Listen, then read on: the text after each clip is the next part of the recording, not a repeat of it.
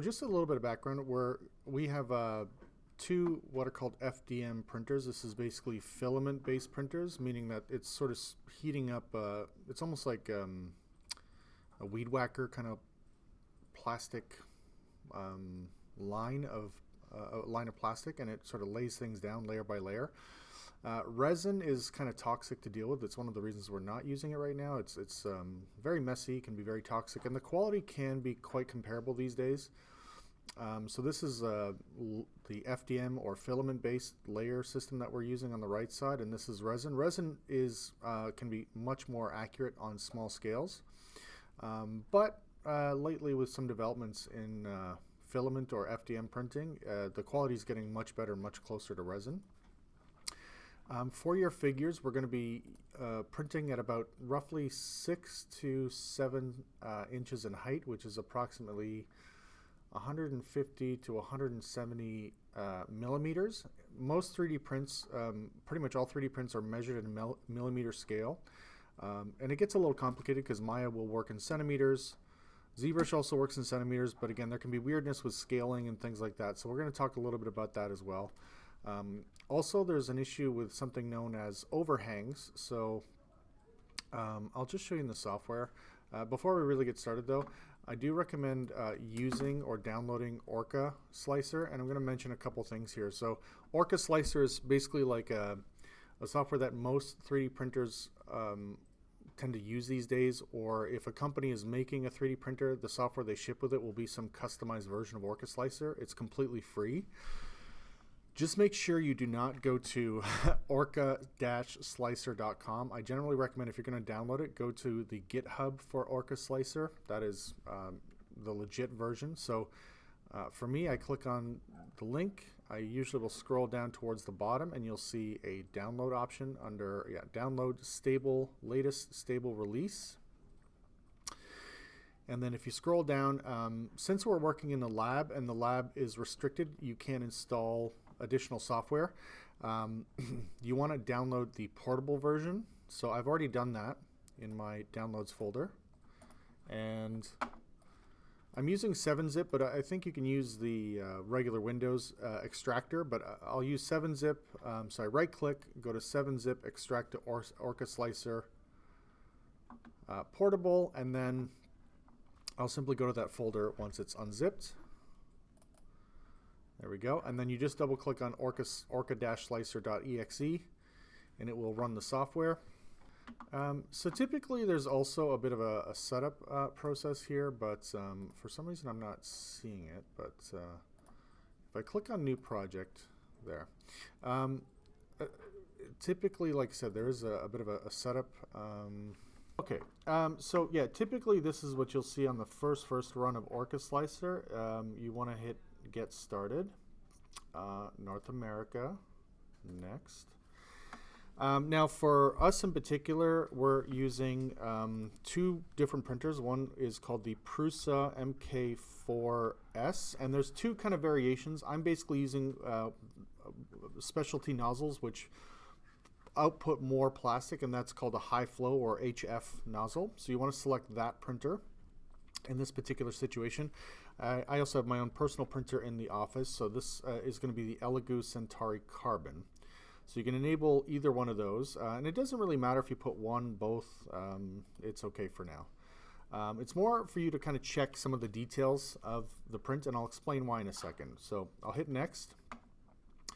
For the material types, I'm going to turn off all filament types and just simply select PLA and PETG. PLA is, I think, polylactic acid. It's basically like a mixture of petroleum product and a lot of corn-based byproduct.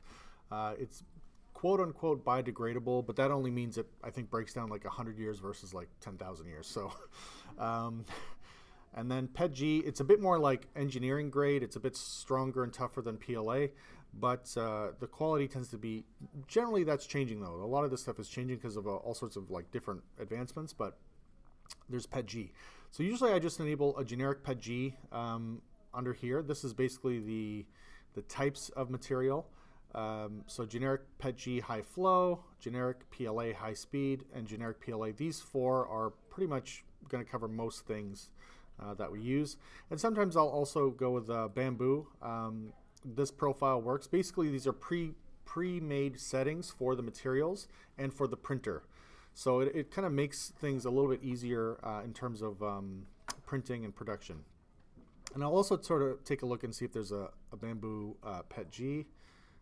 Bamboo PET G, there's Bamboo PET G, Bamboo PLA Basic. And again, there might be a high speed, but I think this is fine for now. Usually these top four are pretty much all you need. I'll hit next. I don't need to worry about stealth mode. Next, I don't need to worry about plugins. I'll hit finish. And now we basically have the screen here.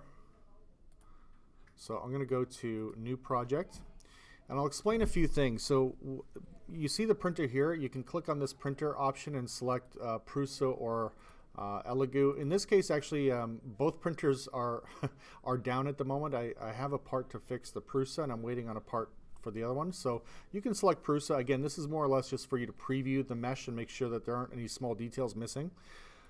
So what we have are basically standard nozzle diameters. That's basically the width of the opening of the nozzle that's going to push the plastic out. Pretty much for your models, I'm always going to use 0.4 millimeters. It gives you the best results overall. And I'll show you what that sort of looks like. So if you use a wider nozzle and a thicker layer height, you're going to get kind of chunkier, more banded looking prints, right? So this one would be, let's say, a 0.6 or 0.8 millimeter nozzle with a thicker layer line. This might be a 0.6 millimeter nozzle with a medium quality setting, and this would be maybe a 0.4 nozzle with a very, very small layer height. So you get more detail, but the prints tend to take longer, okay? So those are generally the differences. And within each nozzle size, so the general rule of thumb is that if you have a 0.4 millimeter nozzle, you can go to 1/4 of that diameter for layer height, meaning it can be a 0.1 millimeter layer height, and I'll show you that here. So again, if we're looking at this, right, there's a 0.4 mil nozzle, and then you've basically got a range, which again, 25% of 0.4 is 0.1, so you get really good detail. So usually I'm either going to print at 0.1 to 0.15 millimeter layer height. And then there's, it goes up to roughly 75% of the nozzle diameter. So again, a 0.4 will go up to about 0.28, 0.3 millimeter layer height, but again, you'll get chunkier looking layers. This also means that the details may not appear as crisp and clean. So there's two factors I would say that we have to watch out for when it comes to 3D printing. One is basically having lots of cavities and voids and holes in the mesh. So I'm going to just sort of take a look at a couple of examples. Like this character here has a lot of little cavities and gaps. So I generally recommend we try to avoid these little kind of undercuts and cavities as much as possible. So with these fine details like the fur on the face, I would try to, I'll show you how to fix this in ZBrush, but basically I would push the hair up against the head, right? And if we have a gap between, let's say, the hat and the hair, I would try to pull the bottom of that hat down and eliminate those gaps, okay? It'll make your life a lot easier. And also if you have very, very fine like hairs like this or fine features, these things may not actually export correctly, okay? So again, I'll talk about that. So if you're printing a full character and it has a lot of these little details, there's a good chance they won't even be printable. The bigger shapes will be, yes, but some of the smaller stuff may not even register. And another issue too can be that if you have clothing and the thickness is very thin, there's a good chance it will not show up in the print either. So sometimes I'll eliminate certain parts of the mesh or modify them. Again, things like these little claw parts, if I were printing the full character at 6-7 inches tall or about 165 millimeters tall, some of those things may not show up at all, okay? So there's a bit to consider. And I'll just show you briefly with very, very basic primitives. So if we have something like a sphere, right? I'll just do a quick thing called a slice. So the slice will actually divide the mesh up into these layer lines. And so that basically tells the printer, okay, here's how we're going to kind of lay down each layer of material. And the main settings are the number of walls. So first is the layer height, which determines how fine-tuned the detail is. Right, so if you look here, this size of sphere looks pretty smooth. And just to show you, if I were to switch to the largest layer line for this preset profile and go to slice, you'll see it's a lot chunkier, right? You see a lot more banding. So that's why for typical like figures, characters, toys, things that have detail, I will tend to go to 0.1 or 0.15 for detail, but it does result in slower prints.